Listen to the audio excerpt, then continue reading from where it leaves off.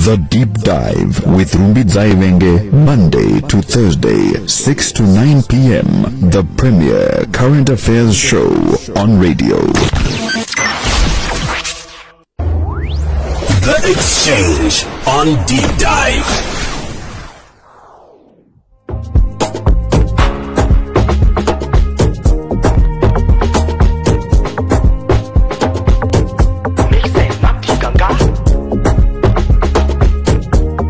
Thank you so much for staying with us. This is The Exchange on the Deep Dive on Capi Talk 100.4 FM. We are live on Facebook at Capi Talk FM. That's our Facebook handle. So please do join us for this conversation. You can put down your comments. You can actually join us in real time on our studio lines at 0772-269-241 or 0772-269-229. We want to unpack the recent enactment in the Government Gazette, the publishing of nominee fees that are much higher than the precursors, and this has sparked quite a lot of conversation on the constitutionality of this, the functionality. What does this do for politics in terms of having everyone participate?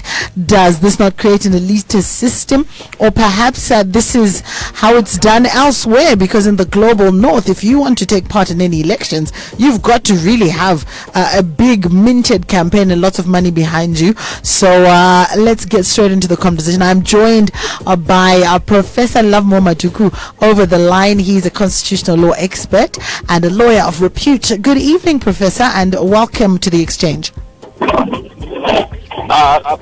Thank you. Good evening. And thank you for having me on the program. Always a pleasure, Professor. And I'm also joined by Richard Mahomva, who's a political scientist in the studio. Good evening, Richard, and thanks so much for joining us. Thanks, and thanks to you guys for enabling me to have a conversation with my lecturer out of classroom. Well, I certainly hope that this will mean that this will be quite an interesting conversation, Prof. Master and student going at it, it would seem. So let's get straight into the conversation. An extraordinary Government Gazette was released on Friday that saw an increase in nomination fees for various positions. So $1,000 goes up to $20,000 for presidential candidates. For MPs, $50 goes up to $1,000, and for all those wanting to be senators and to have council seats, it also goes up to about $100, if I'm not mistaken. So, Professor, your reaction to this statutory instrument and these new prices, as it were? Well, I think I should make clear that my reactions are coming from the main standpoint that I've already indicated. I'm the leader of the NCA political party, and we have already made a statement that those increases are ridiculous, that they are democratic, that they will undermine the way we do our elections here and so forth. That has been a political position. And that is so whatever other views I express in terms of the expert approach of what does the Constitution say, people are entitled to look at those views with with reservations if they so wish. The position is that it doesn't make sense to have those kind of figures. You want someone to look for 20,000 United States dollars so that they can stand as a candidate, when the Constitution says that every citizen has a right, if elected, to hold office. Or you want someone who wants to be an MP to look for 1,000 United States dollars as a nomination fee. I think all those things, given that they are coming in now, when we used to have no debate, no complaints about these issues, shows, in my view, that the Electoral Commission has actually mistaken its approach.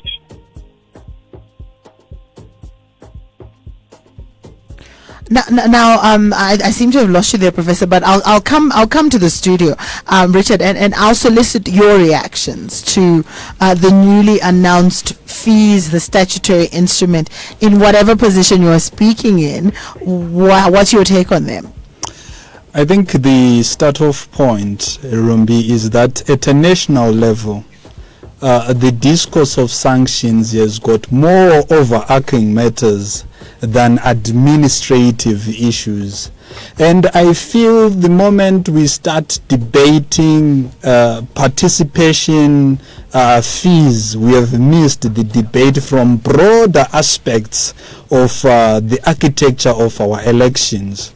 For me, the conversation should be about the hygiene of the process, given that over the years our elections have been problematized around issues of rigging and all of that. I think at this point that should be the fundamental debate. But now coming to the debate of the day, which to me is strikingly peripheral, I think, number one, this is an administrative issue.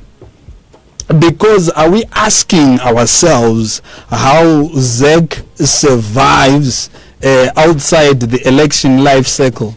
Because number one, ZEC is an organization that is supposed to have human capital, that is supposed to have resources. So when ZEC dispenses of its national duties, participants to those duties must be willing to take the responsibility to fund, that institution. And one can talk about the constitutional obligation of ZEC to do that. But we should also remember that as individuals, as institutions, we should be able to take responsibility for whatever process we want to participate in, because it is unfair for people to expect ZEC to dispense of its duties professionally and efficiently when it is not a well-oiled institution. So I think for me, there is that overriding administrative logic to say, how did ZEC arrive at that? And what cost constraints come with that participation in the election? And are we asking ourselves that after the election is gone, how does ZEC take care of its fuel cost? How does ZEC take care of its wage bill? Yes, we understand it gets financing, but now let's also come back to the political economy of elections in itself.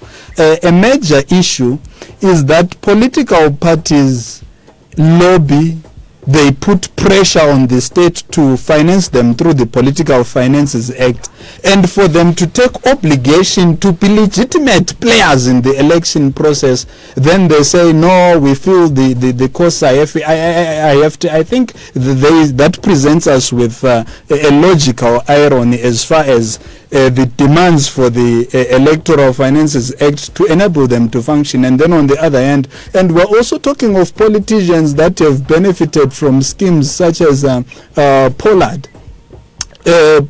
Actors in Pollard who are potential complainants in this case didn't problematize that they were getting vehicles that are worth $20,000-30,000 from the state, from the taxpayers' money, and they are coming back, or they may come back complaining. There's a probability that they will complain that the fees are too heavy, but they were not complaining when the taxpayers' money was being used to get them vehicles. So I think it's a huge logical contradiction there, in my view, if we would have any Pollard actors contesting that, like my good lecturer, Professor Madhuku.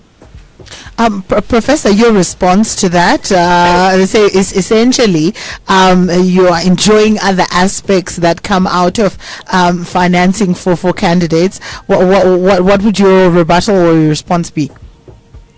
I think first and foremost, if the debate then focuses on me as a person and what I've done as an individual, it ceases to be the kind of debate that ought to occupy this space.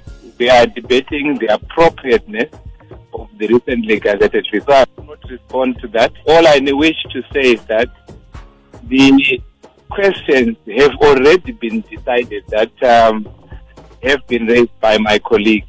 First, funding of ZEC is specifically put in the Constitution that ZEC shall be funded by the taxpayers through the Consolidated Revenue Fund as voted by Parliament.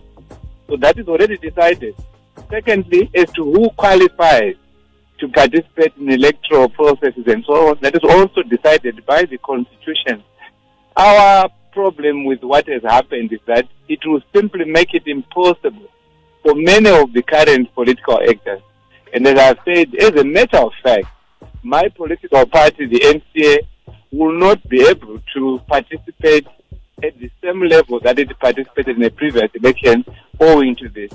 If, for example, Zimbabweans say that doesn't matter, you have to look for the money. If you don't have the money, you don't deserve to enjoy the rights that are given by the Constitution, then we will beg to disagree. But unfortunately so. But as for your first question, I must make it extremely clear that I will not answer a national debate on the basis of what Lovemore Madhuku has been doing, where I'm sleeping, what I'm doing. If we are debating an issue, are these fees appropriate for our democracy? We will leave the debate. It should remain there. Indeed, Professor Madhuku. And in that respect, the question then comes about, and I think this is has been your standpoint in your submission. What does this sort of announcement, or what does this move by the Electoral Commission do for Zimbabwe's politics? What does it do for the complexion of Zimbabwe's politics? Perhaps you can, get into detail, for the Zimbabweans to understand, because they might think, oh well. If you want to get involved, then you must pay.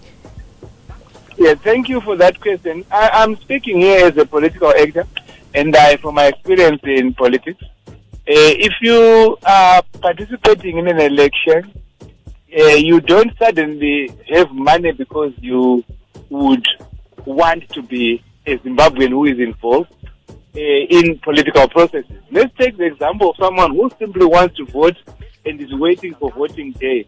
If we were to say that for you to vote, you must pay money to vote, you should know that there will be many people who will be unable to vote simply because they do not have the money, or simply because they have money that they cannot provide for that purpose. If I have money, I would rather not pay for my right to vote. I would use it to pay school fees for my children and so on.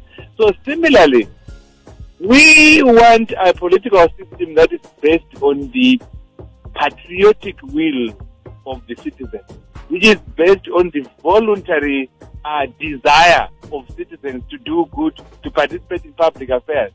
But those people with that desire and that commitment may not have the resources, and the majority of them do not have the resources.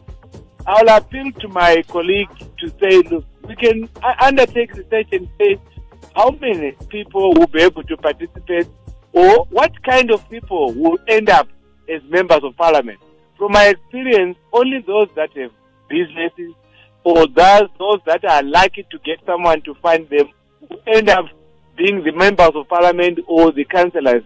And we don't have to go far. The history of the world knows that there are democracies around. You take the Americans.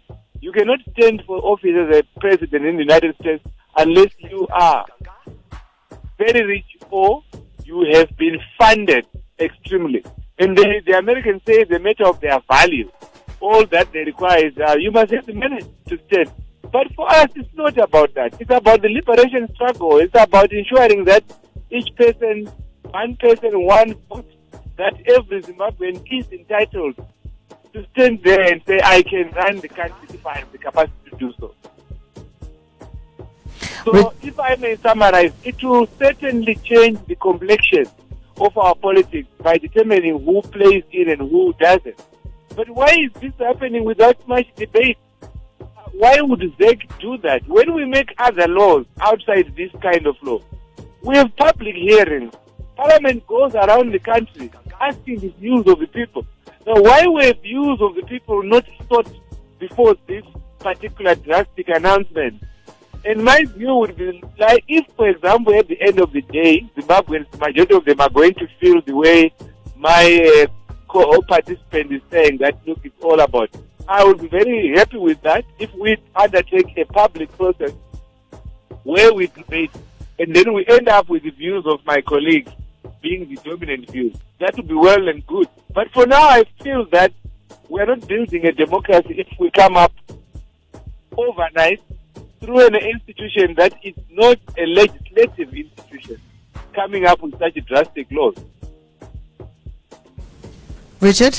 I think the start-off point is that there are administrative issues, and one fundamental question that we are not asking ourselves, or which we are failing to even tackle, is that how is ZEC expected to survive as an institution?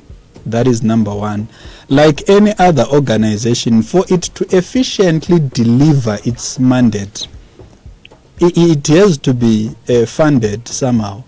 And if politicians are comfortable across the divide, are comfortable in getting benefits from the Political Finances Act, why would it be painful for the same political parties to owe it to the nation that they take responsibility for a process that directly benefits their institutions towards the fulfillment of overall democratic interests of our people? This paranoia can only come from political parties that are not popular. And therefore, within the context of democracy, it is the majority as will that should decide the national question. Surely, if we are to make democracy so vulnerable to minority views, we are saying at the end of the day, we saturate the democratic space with trivialities, with trivial actors, because surely for a political party that is confident in its mass following, in a country that has got 15 million people according to the recent census, we should see a situation whereby its supporters should be able to mobilize funds to ensure that their councillor raises $100, which is by means of bank rate somewhere around $45,000. Surely, if the people in a ward cannot invest 65 or 45,000 RTGS, it means that the person cannot command investment attraction to even develop that ward. Not only that, we are saying if a political party's president surely fails to mobilize 20,000, an equivalent of 20,000, can we entrust as Zimbabweans, can we entrust such a political party with the investment harnessing aspirations that we have as a country? Can we entrust that politician as students in a university, as youths in Madhuku, as youth in Pandawana, that if they cannot raise such an amount of money, they can even attract foreign direct investment? So if we are to look at the logical perspective of that subject from a point of capital, we are saying politics should gravitate towards a capital-oriented paradigm. Surely our very own struggle that we make reference to on the basis of our patriotic when you say struggle, you're talking about the liberation struggle. The liberation struggle was funded by peasants. If you talk about Chama Pinduzi of Tanzania, if you talk about ZANU, the then ZANU of Zimbabwe, the then ZAPU before they merged, you talk about Frelimo, you talk about SWAPO, these were farm workers. I'm not talking about people in the industrial towns of the colonial state. I'm talking about peasants who were underpaid. They managed to ensure that they overthrow a colonial system. And here we are in 2022, where a majority of our politics is not concentrated on the peasant consciousness that formulated the victory against the colonial state. We have got people drawn from across various demographies, various psychographies. So if a manifesto is speaking to various demographies and various psychographies, your manifesto alone should be able to mobilize 1 million for you to enter into an election. Because if you fail to surely get a meager amount, like 20,000 as an organization, then to what extent will you be able to fund yourselves to have election officers that can be spread across the country? And it is that financial inaptitude that has seen certain political parties claiming that their elections are rigged because they fail to field election officers. You have seen even in some instances where some of these underfunded political institutions fail to send polling agents down in Zarabani, down in rural Velele, down in Zumba Maramba Pfungwe. And then when election results come out, then they allege that they are rigged. So it's a game that requires financial capacitation for democracy to actually reach its actualizing limits. You must be capacitated to ensure that you even protect your vote. So if you can't even protect your vote, it means that surely, you know, it's an undermine to the architecture of democracy in itself. So we should also be talking about political parties that are able to shield election agents. So because now you're bringing this into another serious administrative issue. If you are failing to raise 20,000, right, how will you take care of the food of your election agents down there in rural Shurugi? If you are failing to raise 1,000 in a site where there is 53, where there is 20 or 10 polling stations, how will you ensure that you will have fuel for your election agents at a party level? So if we are to take the democracy seriously for Zimbabweans to benefit from people that decide to get into elections, these political parties should have the money to even defend their vote against the allegations of rigging. So it comes back to my fundamental point, the initial point, that let's talk about the hygiene. And part of the hygiene is the financial hygiene. Let's have the monies to defend the democratic processes. Because elections are not about people casting votes. There is internal administration of the election. Safeguarding the vote also needs to take place. So if you do not have such a small amount of money, then how will you take care of the administration of the election process in itself? Professor Madhuku, perhaps let me come back to you. This idea that there must be some financial well-being or that whichever political player must have a financial muscle in order to keep the process going. Do you believe that should be equated against a constitutional right? Is the constitutional right to participate in public office absolute? Does it in effect then perhaps cast aside the need for administrative costs to be paid? That argument of even the polling agents' food. How do you harmonize the two? Thank you. I think just to answer that, I also need to address a question that has been coming up from the presentation by my colleague. Let me say that one weakness which has come out, and which is what point I have been making, and we have been making throughout these past 2 days, is that why is this debate taking place after the event? We are now debating after ZEC has already acted in a manner that is dividing society into two groups that would believe the arguments that are being made on the other side, and the group that will. It's very normal in a democracy, in fact, very normal that two people will reach different views. But when you are going about to do something of that nature, allow people to debate. I would have preferred a situation where these things had been put across to the public, engage in exhaustive debate about the nature and extent of political actors, what contributions political parties must do in nature. I mean, all the arguments that are being raised by my colleagues, those are arguments we are now making to defend a position already arrived at by an organization that does not have that democratic mandate to do. That's my point. So if I answer your question which you have posed, I do not agree with very much respect to that view, that political actors or politicians must fund the activities of SEC. That for you to be a political leader, you must first demonstrate financial capabilities.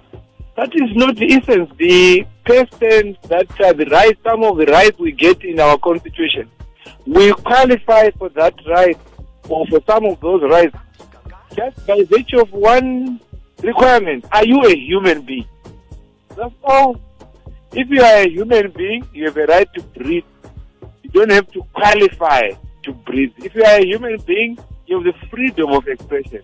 You don't have to show some other qualification to enjoy the freedom of expression. If you are a Zimbabwean citizen, you have a right, without showing any further qualification, to participate in its public affairs. Let's say you're only gifted with the capacity to govern or the capacity to be a good person, to be committed, but you have no money. You should be able to be the president of our country. You don't have then to show. Now, what is happening now, I think you had asked me earlier on, the complexities. The arguments being made by my colleagues would only serve those who have been power. I mean, look, some people have been in government for the past 42 years. One political party has been running the affairs of this country for the past 42 years.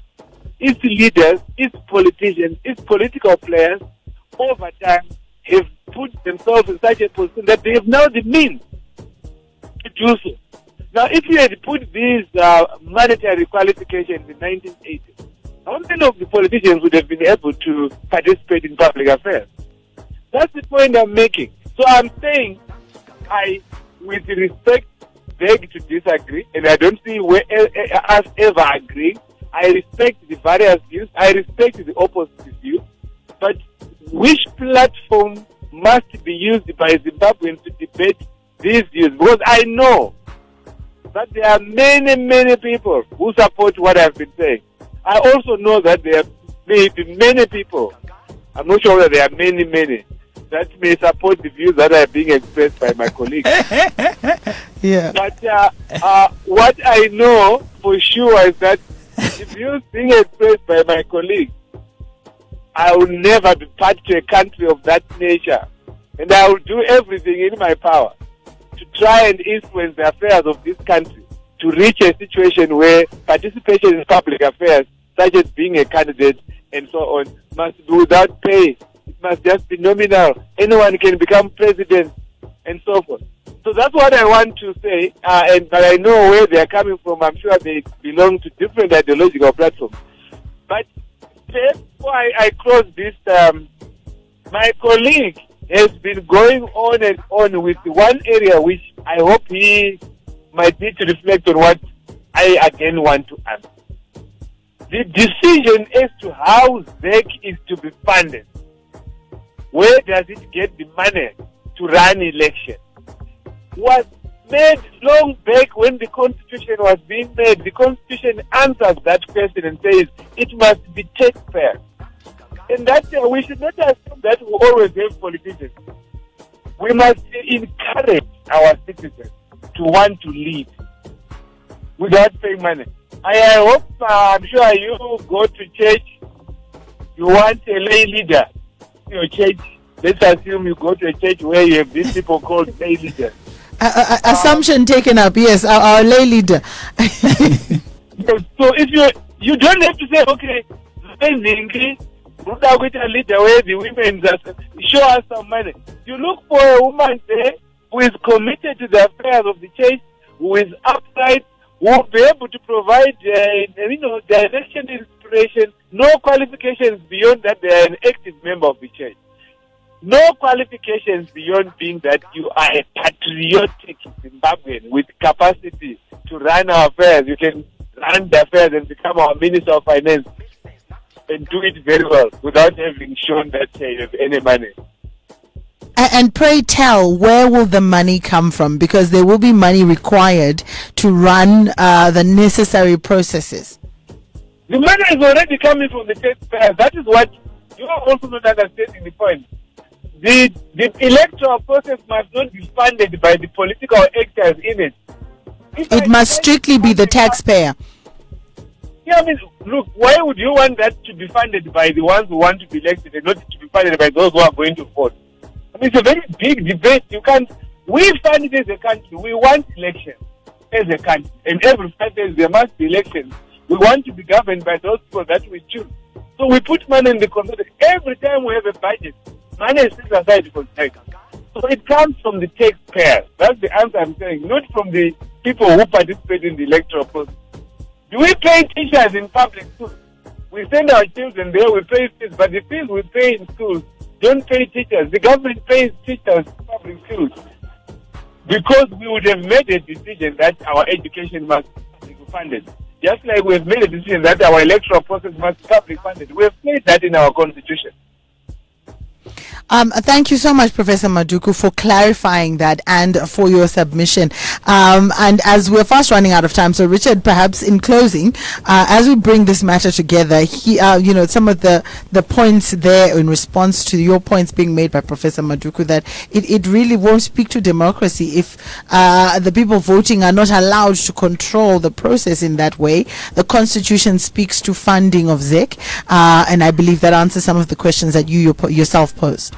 I think the point of my exit point is that, look, we are a democracy, and that democracy should motivate the participation of the majority around the national question.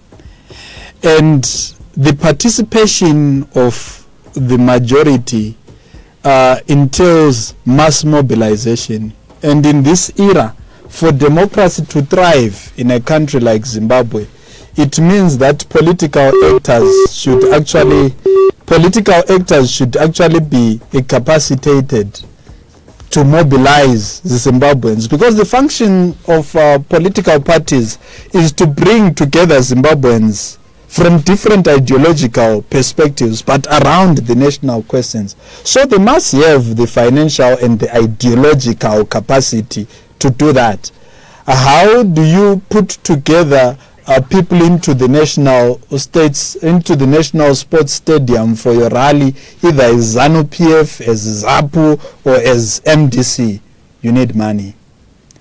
How do you have your president campaigning all across? So I think this poses as a litmus test for political parties to prove their commitment to the cause of democracy, because the cause of democracy cannot be confined to 20 people, yet sometimes the number 20 could only be the number of spoiled votes. So we can't degenerate the context of our politics to spoiled vote type of electioneering. So we need to embrace everyone, and that needs resources. And this idea that let the taxpayer pay, let the process stay out of the hands of those who are to be elected.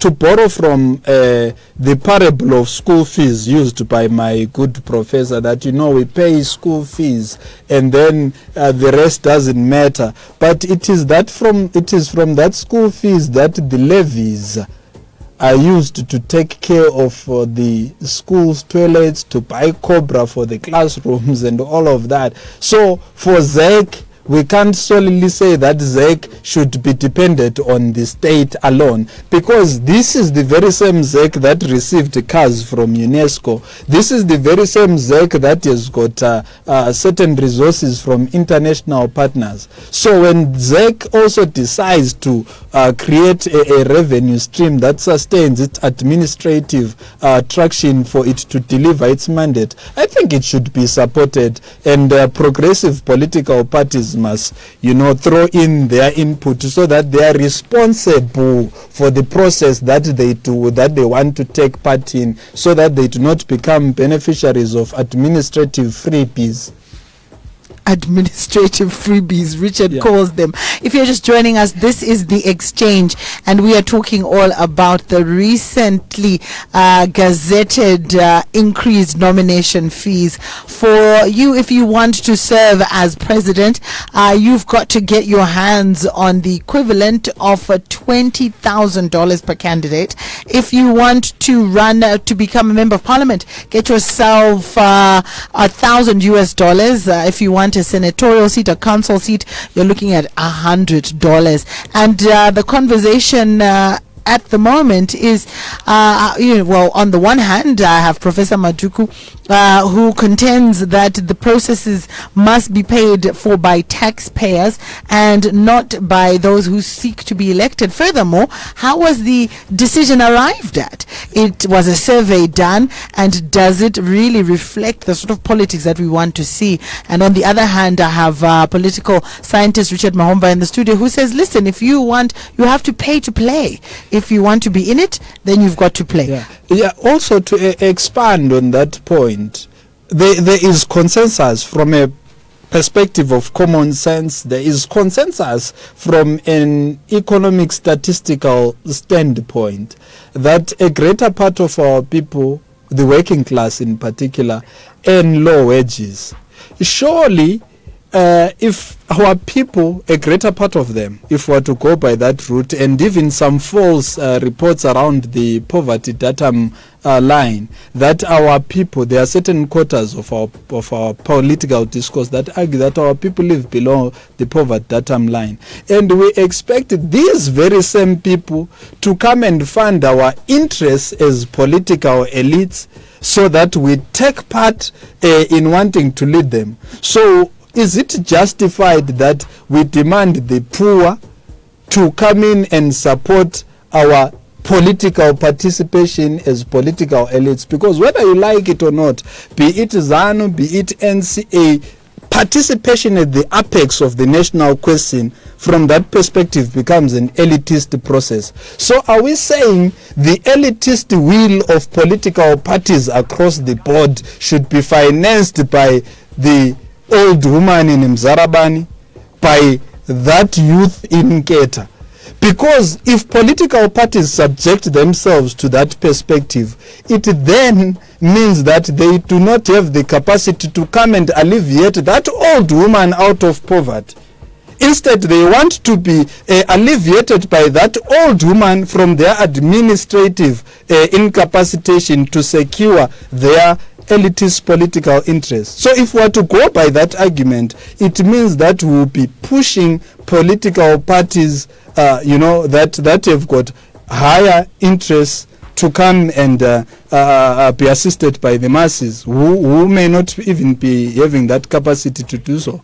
And if I get you right, you're saying politics is elitist no matter what. But the reasons for the elitism are basically what is in question. There are a few comments here from some of our listeners, and I want to direct these to both yourself and to Professor Madhuku. This one is from Mrs. Chuma, who says, hi, Capi Talk.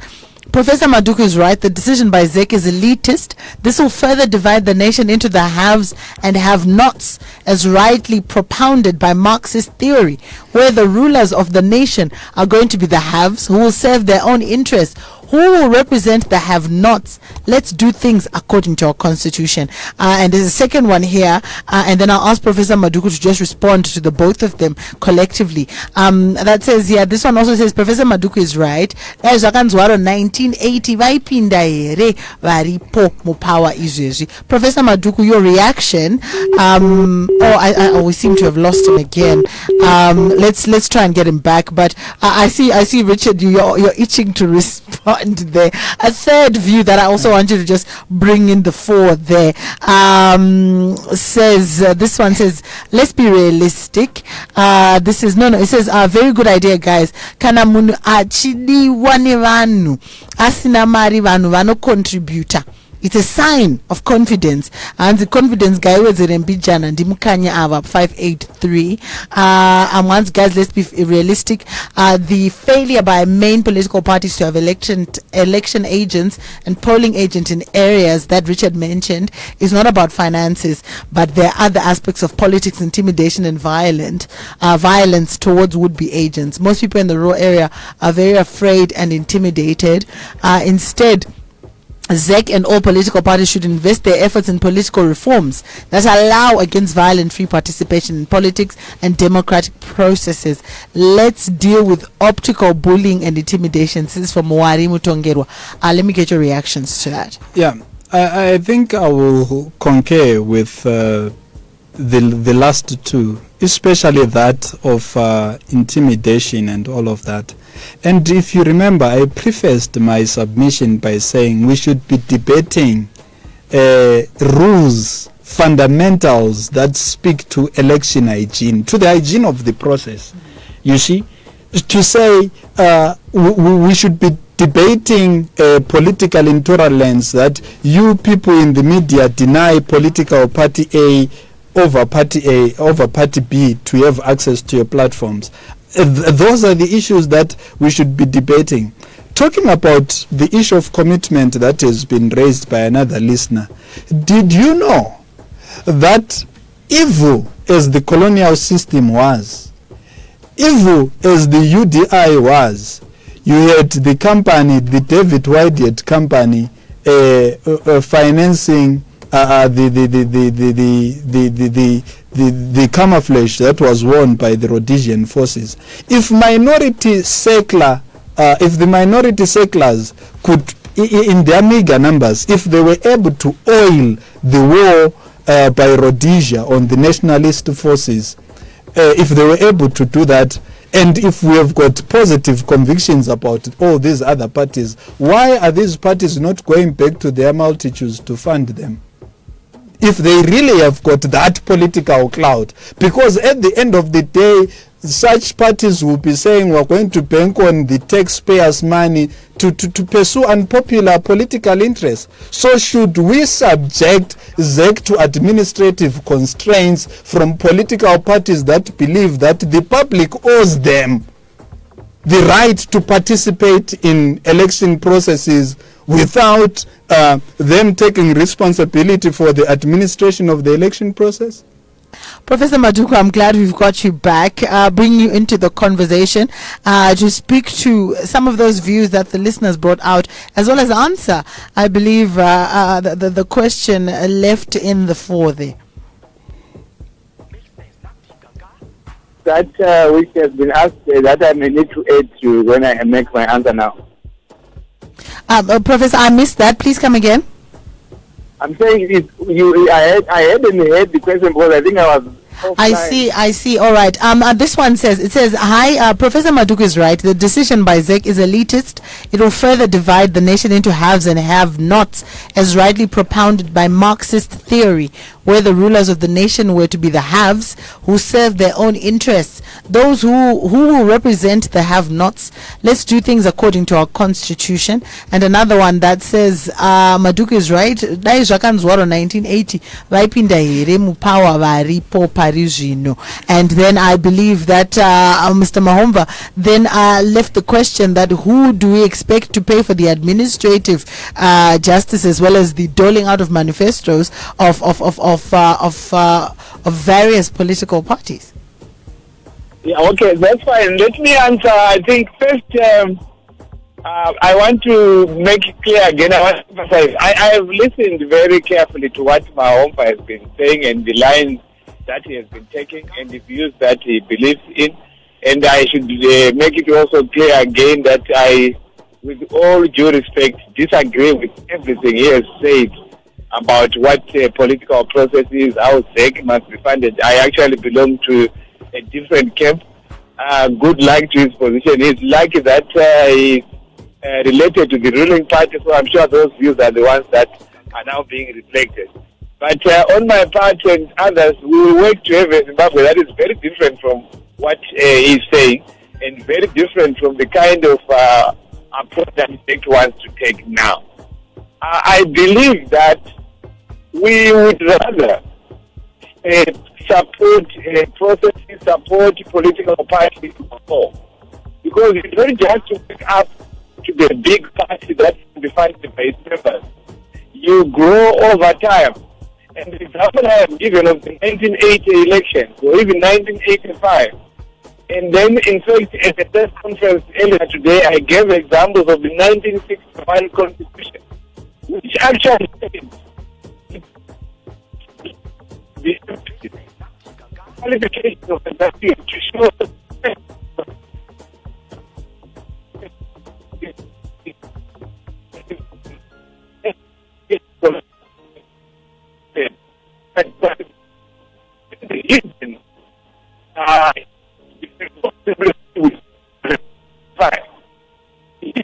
this is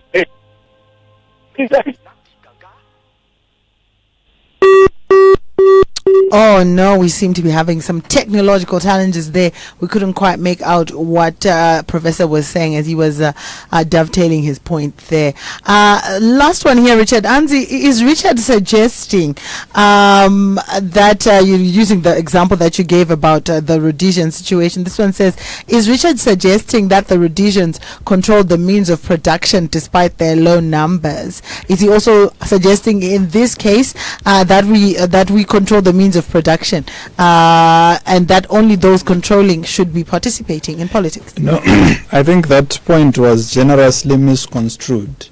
I argued that the Rhodesians were a minority, and being a minority as they were, regardless of their benefits of state incumbency, they were able to fund their cause such that some of the wares that they were actually having were funded by certain private sector players, such as David Whitehead. So I'm simply saying, if the corporates have got confidence in political party A or political party B, people should be able to fund that cause.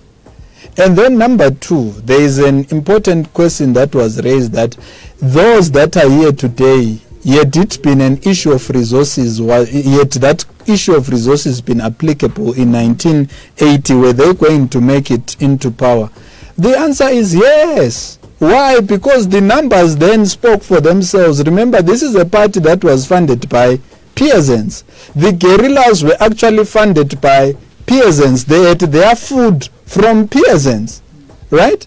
So at the end of the day, yes. So at the end of the day, you can't compare their political capital with that of Mzorewa's party.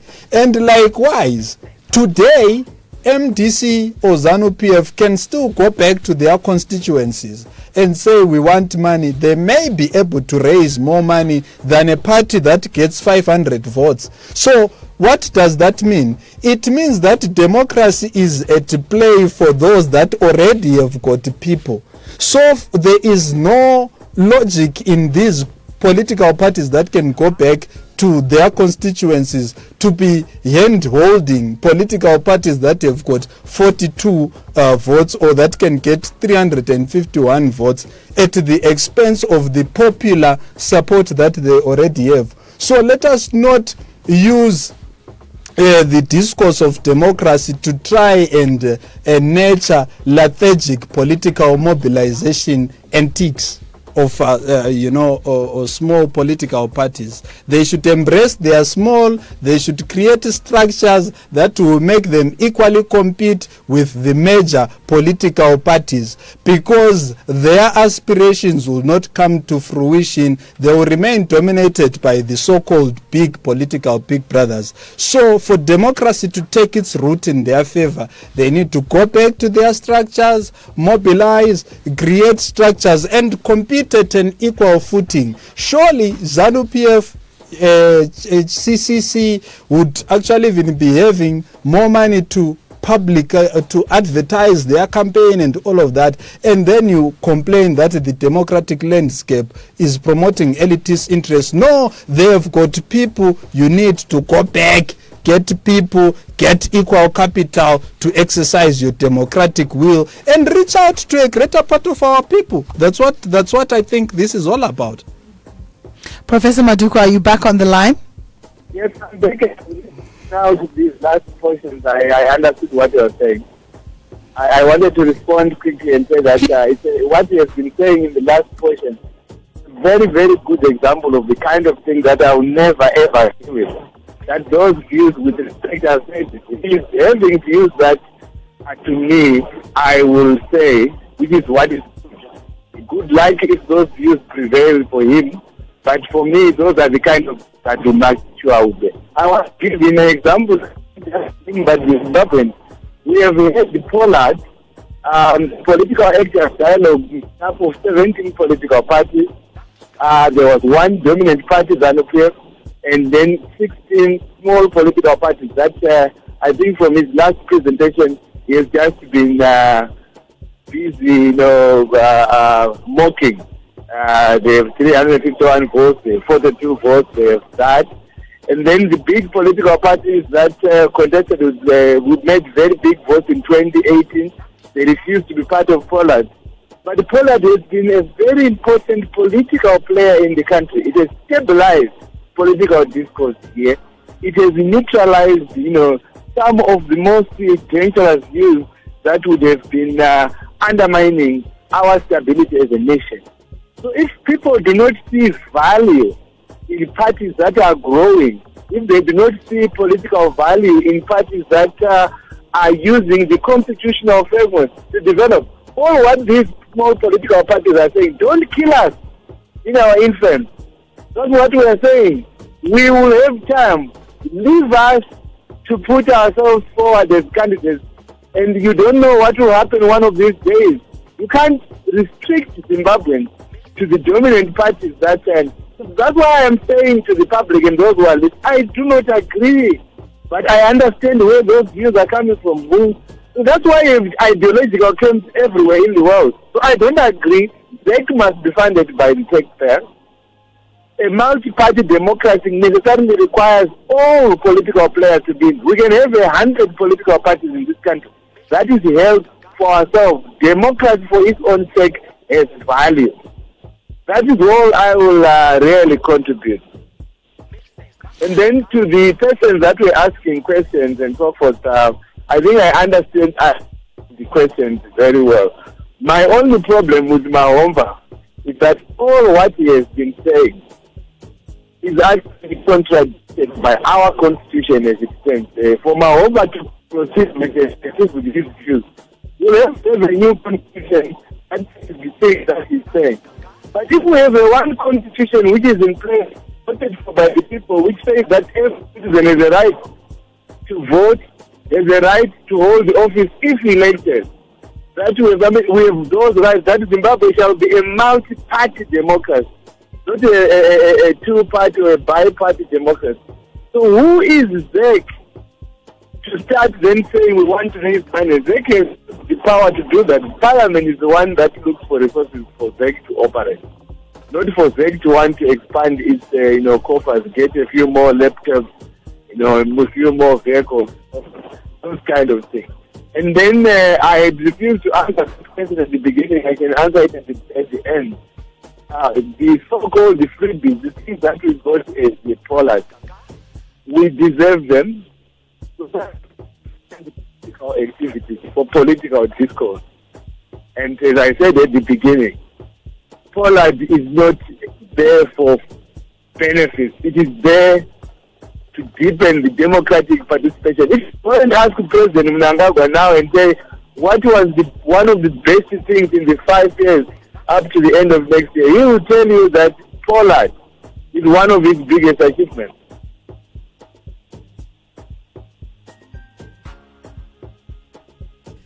Professor Madhuku, are you still there? Yes, I'm there. Fantastic. We thank you for your submissions. And on the last point, I shan't challenge the man myself, but we certainly will take that up. Richard, coming to you, your closing remarks as we bring this particular conversation to a close.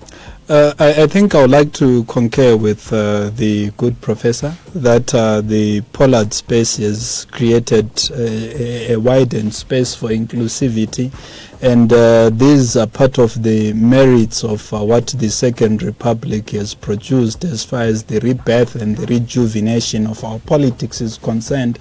And we should continue exercising more debates, finding more confluences of our ideological, divergences, and especially this particular platform. I'm grateful about it because it speaks even to the greater merit of how the media has been opened up for increased dialogue and all of that.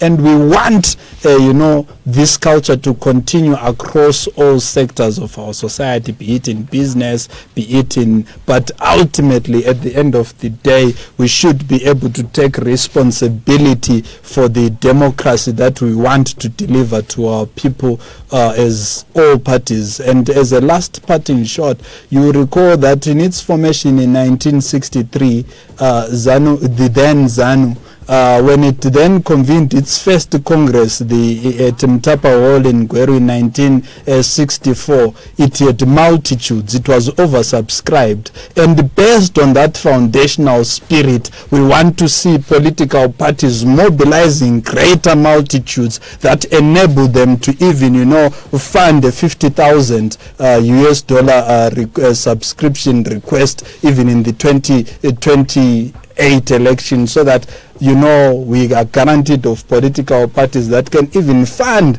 gross campaigns that speak to every sector of our populace and enable their structures to have, election officers in every polling station, and that requires money. So they should have the driving force to mobilize even their people to that effect. I think it's imperative.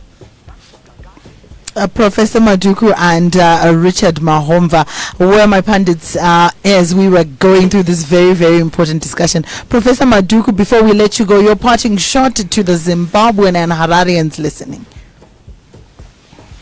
I think is that given that Poland initiative has been a success in the sense that it has allowed other voices, this ZEC thing of imposing these draconian or drastic nomination fees will take Zimbabwe back to a two-party system. In other words, you will eliminate all new players, eliminate all, and then you end up again with a warring political environment of two big political parties, those that are able to mobilize funds. And then we are back to where we said we'll go back to that step. So my shot is to everyone, let's leave our political playing field in terms of participation in public life free, in the sense that money must not be a determinant of whether or not you become the leader of this country. With that, gentlemen, allow me to thank you both profusely for your candor, for being with us, and for shedding a lot of light on this particularly sticky subject for the Zimbabweans listening, on the aspect of the newly gazetted ZEC fees for you if you want to run. I was speaking to Professor Lovemore Madhuku as well as Richard Mahomva. Professor Madhuku, thank you so much, and have a good evening. And to you, Mr. Richard Mahomva, thank you so much for being with us. Have a very good evening. Thanks, Rumbi, for having us with my lecturer.